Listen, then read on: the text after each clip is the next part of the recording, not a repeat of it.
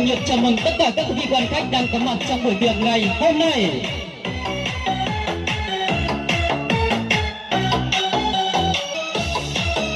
Vâng, xin chấp lời có phải là lù nó có những dùng thì thấu trò tới chồng điểm chỉ kiến anh trà của nền muốn này lúc sở môn nông kỳ tôi cùng cặp với lúc cùng chồng nó vào thì và lời đầu tiên cho phép Lian Sùng Nhìa xin được gửi tới quý vị lời kính chúc sức khỏe và lời chào chân nhất.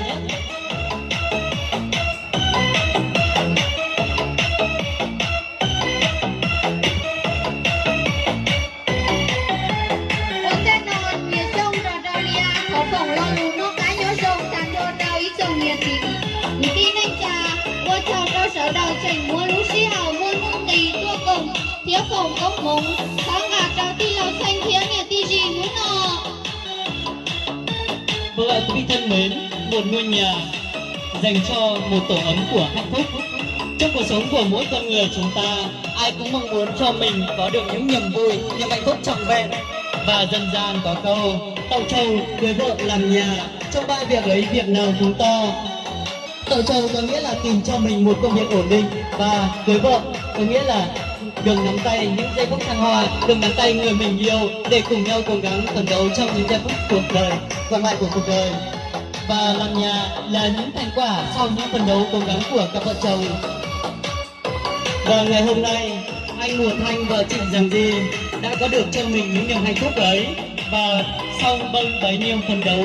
thì ngày hôm nay, ngày lúc này đây là niềm hạnh phúc của gia đình anh, và chị đã được nhân đôi lên rất nhiều. Anh chị đã có cho mình một ngôi nhà theo mà có thể nói là ai cũng hằng mơ ước, đúng không? Và niềm vui hạnh phúc ấy được nhân lên rất là nhiều khi có sự hiện diện đông đủ của toàn thể quý vị đến chúc mừng và chung vui cùng với gia đình anh chị ngày hôm nay.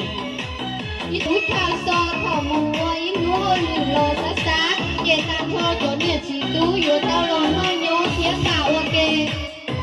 lúc sẽ vô tàn thơ ít buồn cả nhà hào ít tu tí nhanh lúc này nhanh từ lò nhanh xá tao thiết sau tổ cứ tao ít lúc chế dùng đỏ lùa nhó muốn lò tuy lò xanh tiếng nhà tí gì bảo tu tao cứ lò vô tao ít lúc chế nó sự đi lùa như tù lúc nào mua tàn thơ ít chồng nhà chỉ cứ tin anh cha tốt công phía sống ra chè nhồi nhảm rong sắp lào phía tá tàu ít lú rồi lót đầu liền ti phía ti lòng gấu lúc này ngồi giá còn đê. Vâng quý vị thân mến, sau đây thì trước tiên thì xin được trân trọng kính mời anh Mùa Aza, là anh trai ruột và cũng là người anh cả trong gia đình của anh Thanh, sẽ tiến lên sân khấu và có đôi lời phát biểu chia sẻ với toàn thể quý vị trong buổi sáng ngày hôm nay.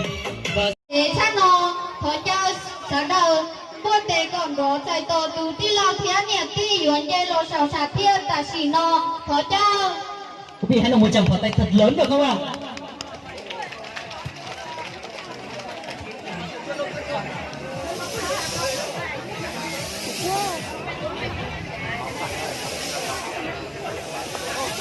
Vâng ạ, quý vị thân mến, thì đứng ở trên sân khấu này là anh Thanh và chị Di cùng với những hai đứa con vô cùng duyên dáng của anh chị.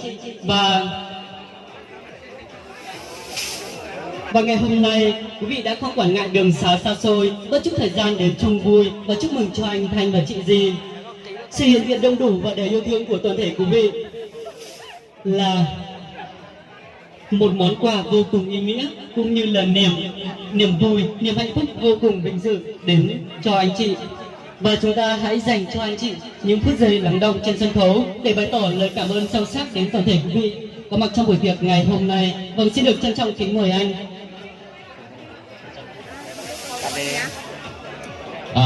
Nhớ sao mấy chỗ này thì tôi nên trả số lên số từ trong xe chập là nó này số lên số từ tôi tổng trao ưa này chỉ lưu plom mỏ hay tiền tiền xe để nó thế cú lo sao nó mua cái lo lưu của nhà hai siêu xe chập là cú gây lưu thiết ý của nhà hai để nó cú thọ trong to cho cú nhẹ cú chỉ nếu giờ tu cú thọ xe cú thọ ba cho cú nếu giờ tu có bao nhiêu cho cú thêm mua lúc này đi nhẹ lúc nhẹ nó một trong non tao cú nhẹ cú tí lúc tiền lúc gì lo trả lương tu đã trả đại á cú chỉnh cho trong thọ cú chỉnh giàu cú nhẹ cú tí mà còn cái sơ lò ở mùa khơi chỉ lú tao hồng chỉ lú đủ chế là ở khơi cọt tàu cho là dù cú sông xe chắp là tiền lúc nào cú lo tiền chỉ là tiền tiền cú mua chua mua gì là tiền tiền cú sông xe chắp là ô cú điệp cú chỉ cho cái lú thi on cú yo hài họ ở trâu cú cho mùa phơi giờ lò cho xây cho xe như là tàu tây chở như tàu ba như tàu lú ô vang ô chế là tiền ba cú ít của trái giả xử lý nhà nó cũng mua cú thọ ở châu nhà lúc tiền luôn gì cú yêu gì nhà lúc tiền trà cú yêu gà cú thọ ở trong đó trong này thọ lên thọ tù cú vào thế chơi xe tiền lên thọ lên thọ tù yêu nó cú cho luôn nó theo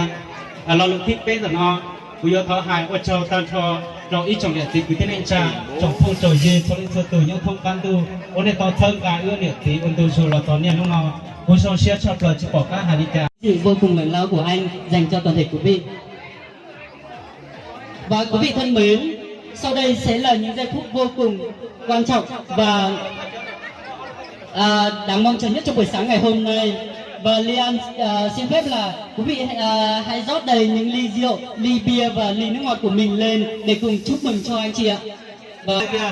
cổ lưu chế chết đó. Trân trọng kính mời tất cả các anh, các chị, các bác đã bắt chung thời gian đến dự. Hôm nay rất là vinh dự, anh em mình hãy cùng dỗ lên nào. Anh ơi, sau đây Lian và Sùng Nhi xin phép là cùng hỗ trợ chương trình ngày hôm nay. Khi Lian hô 1, 2, 3 thì quý vị hãy hô thật to. Dô 2, 3, dô 2, 3. Chúc mừng. Quý vị sẵn chưa? Vâng. 1, 2, 3. Dô 2, 3, dô 2, 3. Chúc mừng. Xin mời quý vị hãy cùng thưởng thức những mà bên anh Thanh đã chuẩn bị trong buổi sáng ngày hôm nay. Và xin mời quý vị.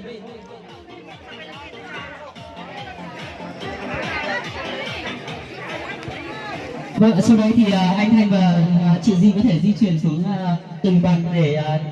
lúc nó giờ in lúc chưa xanh rồi cũng người ta ít chỉ này thọ cho tao. Quý vị thân mến, sau đây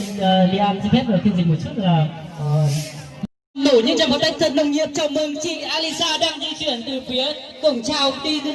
chuyển lên sân khấu ạ.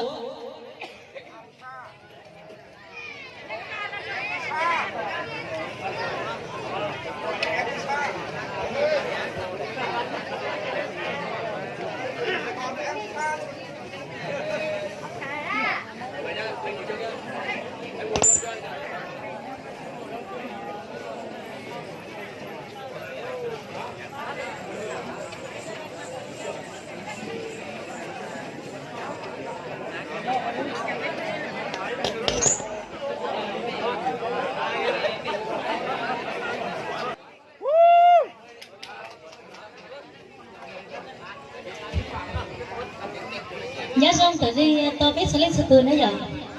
Cho phép Alisa xin gửi tới toàn thể quý vị cũng như là các bạn có mặt trong bữa tiệc ngày hôm nay lời chúc sức khỏe và lời chào trân trọng nhất. Ca khúc mà Alisa muốn gửi tới cho tất cả quý vị cũng như là tất cả các quan khách có mặt trong bữa tiệc ngày hôm nay đó là một sáng tác nhạc bolero có tựa đề là Cánh thiệp đầu xuân. Xin tất cả quý vị cho một tràng vỗ tay được không ạ? Thả đi ca sốt kèm bên chị của ta.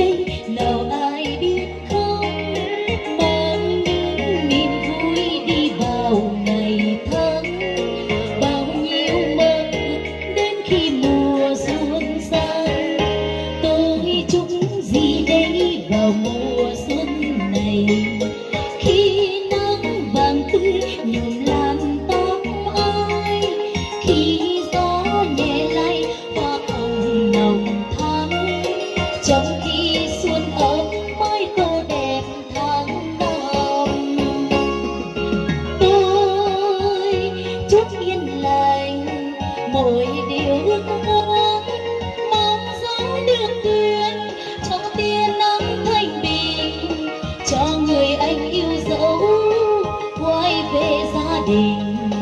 tìm vui bên lửa ấm. Tôi chúc muôn người mọi điều ước muốn, mong gió đưa duyên trong tia nắng thanh bình cho người anh liên chiến quay về gia đình. Tôi chúc rồi đây người về phương nào, khi nắng vàng tươi nhuộm làn tóc ai, khi gió nhẹ lay hoa đào nồng thắm tuôn ấm mới tô đẹp tháng năm. Tôi chúc rồi đây người về phương nào, khi gió mùa xuân nhuộm làn tóc ai, khi gió nhẹ lay hoa hồng nồng thắm trong khi xuân ấm mới tô đẹp tháng năm.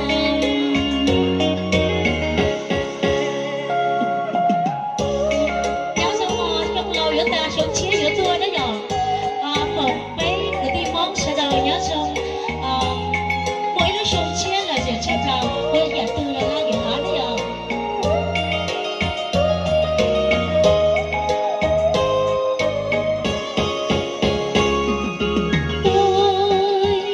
Chúc yên lành người người khắp chốn, mong gió đưa duyên cho cô gái xuân thì ước nguyện mau trong thành diều hồng sẽ duyên. Tôi chúc muôn người mọi điều ước muốn, mong gió đưa duyên cho cô gái xuân thì ước nguyện bao giờ thành diều hồng sẽ duyên. Tôi chúc rồi đây người về phương nào, cho dấu thời gian lạnh lùng lướt mau, khi gió mùa xuân đang nở rộ thắm trong khi xuân ấm mới tô đẹp tháng năm. Tôi chúc rồi đây dù đường xa vời, khi nắng vàng tươi nhuộm làn tóc ai, khi gió nhẹ lay hoa đào hồng thắm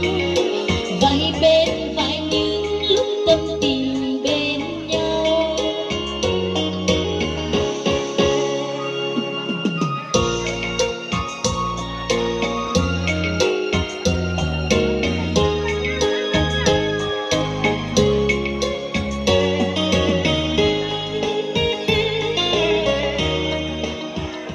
Ca khúc thứ hai Alisa xin gửi đó là một ca khúc Alisa viết lại của khu dân tôi nha. Châu ý sẽ đến đây ta sẽ nói giờ của sau sẽ có họ một căn trải bây giờ. Ca khúc Alisa muốn gửi tới đó là tình cảm ơn xôi viết về mảnh đất mù căn trải Yên Bái.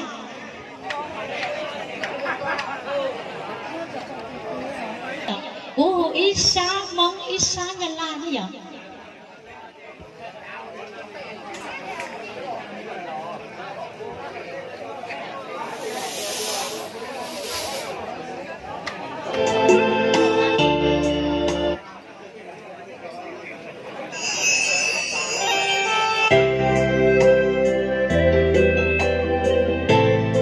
Sẽ có hỏi vào cái lịch trình nhẹ nó có một cái điều thủ Alisa Kho đi là một khu của con đó nhở. Của nó karaoke rồi.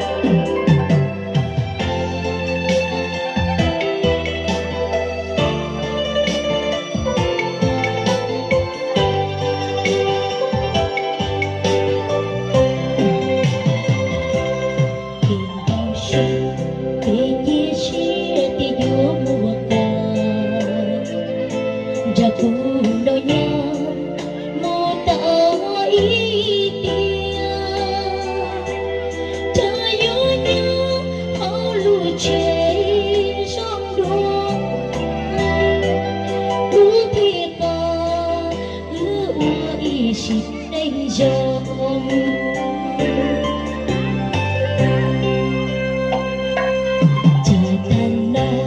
cahaya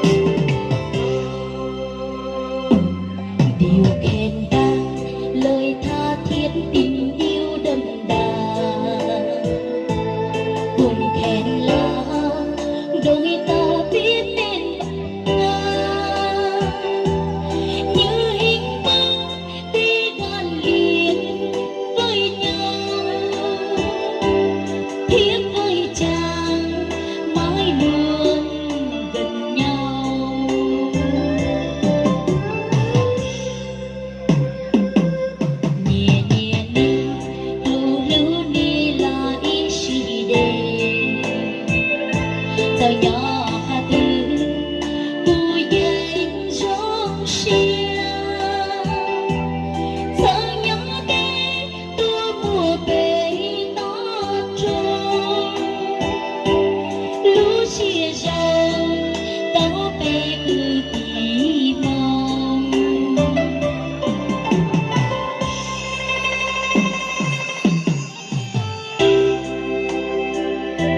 thả đi nhớ số tế bên chị đó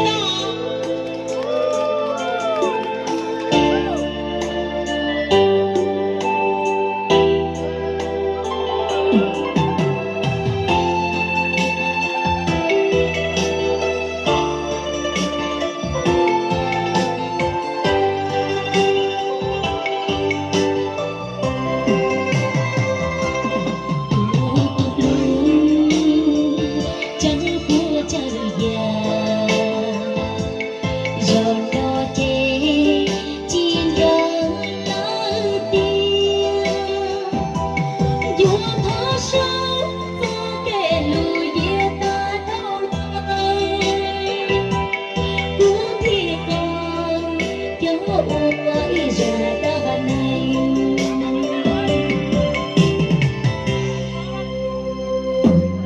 nhẹ nhẹ đi lu lu ni lời vui dạy mùa vì bu nhà đê mô ta tê mô mô rong đu ta cho lúc xin chữ tu cho đi lo gì chập lời điều khen ta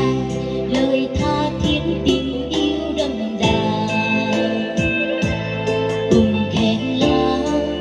đôi ta viết nên bài ca như hình bóng đi gần liền với nhau thiếp với chàng mãi luôn gần nhau như hình bóng đi gần liền với nhau thiết với chàng mãi luôn gần nhau như hình bóng đi gần liền với nhau. Ôi trời, tôi biết số lên sự Cho chương trình buổi sáng ngày hôm nay, xin được mời quý vị hãy cùng hướng lên sân khấu và cùng thưởng thức một ca nhạc, một tiết mục vô cùng đặc sắc và một giọng ca vô cùng ngọt ngào đến từ một em ca sĩ Công Minh Nha đến từ tỉnh Lào Cai với tên bài hát Chia Cú Mải Giò Tùng Đó. Vâng, xin mời quý vị nổ một tràng pháo tay thật lớn để chào đón ạ.